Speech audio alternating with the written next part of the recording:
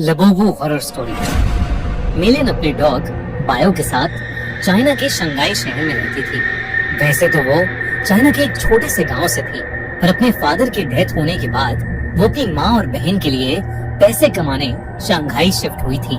मेलिन की पर्सनालिटी बहुत ही स्वीट सी थी और वो एक टॉय शॉप में काम करती थी। उसे टॉयज बहुत पसंद थे, लेकिन उन टॉयज में से उसे सबसे ज्यादा पसंद थी डॉल्स। क्योंकि वो एक टॉय शॉप में काम करती थी, तो वो डिस्काउंटेड रेट्स पर अपनी मनपसंद डॉल्स ले लेती थी। उसके घर में अलग अलग देशों से आई हुई यूनिक डॉल्स थी। एक दिन उसकी शॉप में एक लिमिटेड एडिशन लबोबू डॉल का कलेक्शन आया, जहाँ सारी डॉल्स आते ही बिक गईं। एक डॉल मेलिन ने पहले से ही अपने लिए अलग रख ली थी। उस लबोबू डॉल का कलर गोल्डन था, एक ऐसा शेड जो बाकी लबोबू डॉल से अलग था। वो डॉल बहुत ही सुंदर थी और उस लबोबू जितनी क्यूट स्माइल मेलिन ने पहले कभी नहीं देखी थी। मेलिन उस लबोबू डॉल को अपने घर ले गई। वो उस दिन बहुत खुश थी और बस उस लबोबू डॉल को निहारती जा रही थी।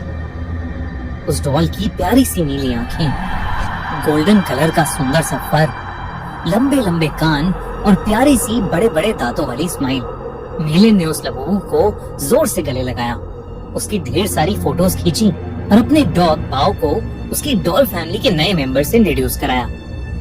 पर जहाँ पाओ सारी डॉल्स को देखकर खुशी से अपनी पूंछ हिलाता हुआ पूरे कमरे में इधर उधर भागता था, वहीं वो उस लबोबू डॉल को देखकर बहुत जोरों से भौंकने लगा, गुर्राने लगा।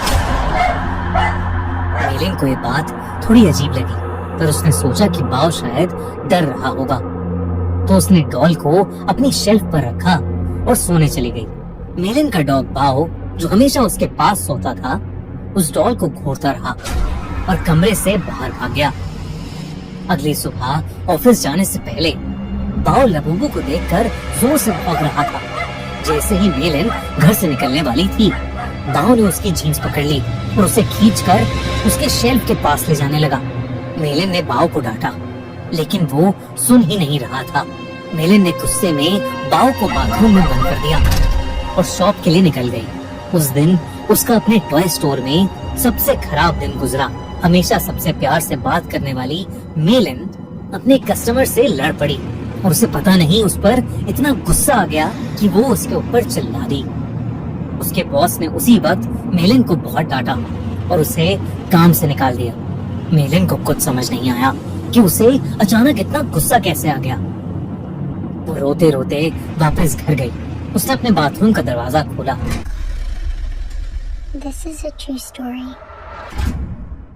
One night, 17 kids walked outside, and they never came back. Matthew, where are you? A lot of people die in this story, in a lot of really weird ways. This is where the story really starts. और तभी बाओ जोर से भौंकने लगा, लेकिन रोती हुई मेलिन का चेहरा देखकर वो शांत हो गया और उसकी भी आंखों में आंसू आ गए। मेलिन उस रात जल्दी सो गई थी। सोते हुए उसे किसी की हंसी सुनाई दी, एक अजीब सी हंसी जो उसने कभी नहीं सुनी थी। तभी उसने देखा कि उसके कमरे के कोने में कोई खड़ा हुआ उसे घूर रहा है। अंधेरी की वजह से वो उसे ठीक से देख नहीं पा रही थी।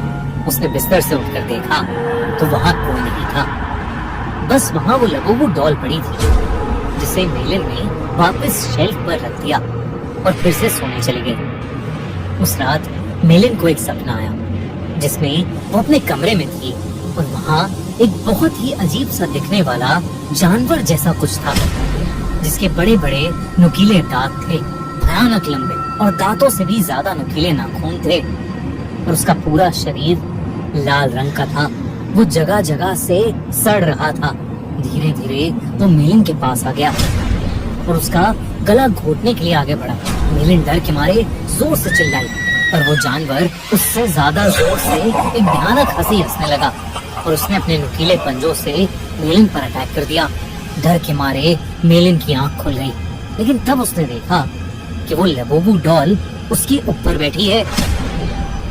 मेलिन की चीख निकल गई। उसकी चीख सुनकर उसका कुत्ता बाओ भागता हुआ कमरे में आ गया। मेलिन को समझ नहीं आया कि वो लबूबू डॉल जिसे उसने सोते हुए शेल्फ पर रखा था वो उसके बेड पर कहां से आ गई। उसने ध्यान से उस डॉल को देखा तो वो डॉल अब पहले से ज्यादा हंस रही थी। मेलिन कुछ समझ पाती कि इससे पहले ही मेलिन के डॉग बाओ ने उस डॉल को अपने दांतों से खींचा और उसने उसके चिथड़े चिथड़े कर दिए। मेलिन पसीने से भीगी हुई थी और उसका सर दर्द से फट रहा था, इसलिए उसने बाओ को कुछ नहीं कहा। मेलिन ने उस लबूबू डॉल को डस्टबिन में डाला और बाओ को अपने पास बुलाकर फिर से सोने चली गई। जब वो सुबह उठी तो उसका सर पिछली रात से भी ज्यादा दर्द कर रहा था। साथ ही साथ उसके हाथों पर छोटे छोटे लाल दाने आ गए थे। बाओ भी कमरे में नहीं था। उसने बाओ को आवाज लगाई पर उसको अपनी बात का कोई जवाब नहीं मिला। मेलिन हॉल में गई लेकिन बाओ वहां भी नहीं था। वो पूरा घर ढूंढने लगी लेकिन वो कहीं नहीं मिल रहा था। आखिर में वो अपने बाथरूम में गई। बाओ बाथरूम में भी नहीं था, लेकिन जब उसने अपना चेहरा शीशे में देखा तो उसका पूरा चेहरा उन छोटे छोटे लाल दानों से भर गया था।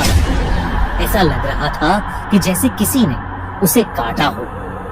तभी बाथरूम मिरर में उसे दिखा कि उसके कंधे के पीछे कुछ भयानक सा था जो बिल्कुल उस जानवर की जैसा लग रहा था जो उसके सपने में आया था और वो जोर जोर से हंस रहा था। पर जैसे ही मेलिन मुड़ी वह कोई जानवर नहीं बल्कि बाथरूम के शेल्फ के ऊपर लबूबू डॉल रखी थी। मेलिन को ये अपनी आंखों का धोखा लगा। उस लबूबू डॉल को तो उसके कुत्ते बाओ ने तहस नहस कर दिया था, तो अब वो डॉल वहाँ कैसे आ सकती थी? बल्कि अब उस डॉल के चेहरे की स्माइल एक प्यारी सी स्माइल से बदलकर एक बहुत भयानक हंसी में बदल चुकी थी। मेलिन अब घबरा गई थी और वो बाओ को आवाज देती हुई घर के बाहर चली गई, लेकिन वो आसपास कहीं नहीं मिल रहा था। जब वो वापस घर में घुसी तो उसके होश उड़ गए। वो लबूबू डॉल अब किचन के सिंक के पास पहुंच गई थी। उस डॉल के हाथ और दांत लाल पड़े थे। जब मेलिन ने सिंक के नीचे देखा तो उसके रोंगटे खड़े हो गए। वहाँ उसके डॉग बाओ की बॉडी पड़ी थी और उसमें से खून बह रहा था। ऐसा लग रहा था कि जैसे उसको किसी ने बुरी तरह नोच खाया है। बाओ मर चुका था और ये देखकर मेलिन की हालत खराब हो रही थी। उसे समझ आ गया था कि ये लबूबू डॉल कोई आम डॉल नहीं है। उसने इंटरनेट पर लबूबू डॉल से जुड़ी इंफॉर्मेशन सर्च करनी शुरू कर दी। इंटरनेट पर उसने न्यूज पढ़ी तो कई लोगों को उनकी लबूबू डॉल्स हॉन्ट कर रही थी। पूरी दुनिया भर में लबूबू डॉल्स के हॉन्टेड होने के ऐसे कई केसेस सामने आ चुके थे। लबूबू डॉल लोगों को बाइट कर रही थी और उनके साथ बुरी बुरी चीजें घट रही थी, जैसे उनकी जॉब चले जाना, उनका बीमार हो जाना या उनके किसी करीबी की मौत। ये सब न्यूज पढ़कर मेलिन और ज्यादा डर गई थी। उसे समझ आ गया था कि उसकी लबूबू डॉल हॉन्टेड है। उसने देरी न करते हुए डॉल में आग लगा दी और उसकी राख को एक जार में डालकर पास की नदी में बहा दिया। उस रात ये सारा किस्सा उसने अपनी छोटी बहन को फोन पर बताया। मेलिन को लगा कि शायद अब उस लबूबू डॉल से उसे छुटकारा मिल गया है, लेकिन अगली सुबह मेलिन के घर से उसकी डेड बॉडी मिली और उसकी बॉडी के पास वही लबूबू डॉल पड़ी थी जिसे उसकी टॉय स्टोर में काम करने वाली एक फ्रेंड अपने साथ ले गई। आजकल कुछ लोग इंटरनेट पर ये भी कह रहे हैं कि लबूबू डॉल एक बहुत ही खतरनाक और एक इविल डीमन पज़ुज़ू का दूसरा रूप है। कई कंट्रीज में इन्हीं इंसिडेंट्स के चलते लबूबू को बैन कर दिया गया है, तो कई जगह लबूबू पर प्रीस्ट ने एग्जॉर्सिज्म भी किए हैं। दोस्तों, आपको क्या लगता है, क्या लबूबू डॉल सच में कर्स्ड है? क्या उसमें सच में एक डीमन है या ये सब बस एक अफवाह है? हमें कमेंट्स में जरूर बताइए।